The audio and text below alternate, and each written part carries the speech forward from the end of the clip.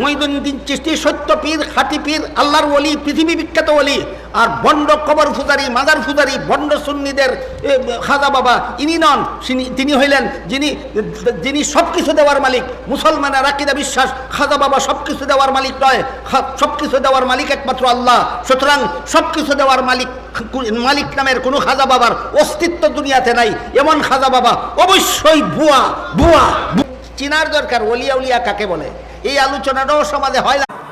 হ্যাঁ, এই ফজরের নামাজ ওই যার কাজা হইছে না, এর মানে হইল 5 বেলার কোনো ফরজ নামাজ এই লোকটার কোনো দিন কাজা হইছে না।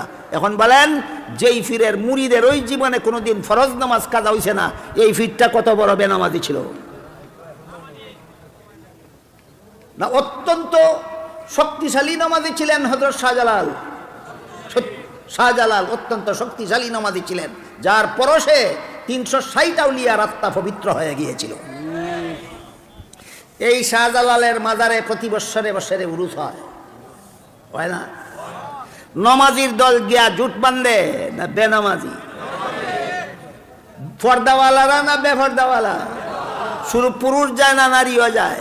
পর্দা রক্ষা করে যায় না বেপর্দা? গান বাজনা করে কি না করে না? এতগুলি হারাম কাজে লিপ্ত, এতগুলি বিদাত কাজে লিপ্ত, এতগুলি কুফুরি কাজে লিপ্ত, এতগুলি শিরিকি কাজে লিপ্ত। শাহজালাল কি এই সমস্ত পাপিষ্টদের বাবা? তাইলে তোরা যারে বাবা ডাকস উরুস গিয়া, তোরার বাপে তো তোরারে সন্তান স্বীকার করে না। এবার বলেন, যেই বাপে একটা লোকের সন্তান স্বীকার করে না অথচ সে তারে বাপ ডাকে, এ কেমন সন্তান? অবাঞ্ছিত সন্তান।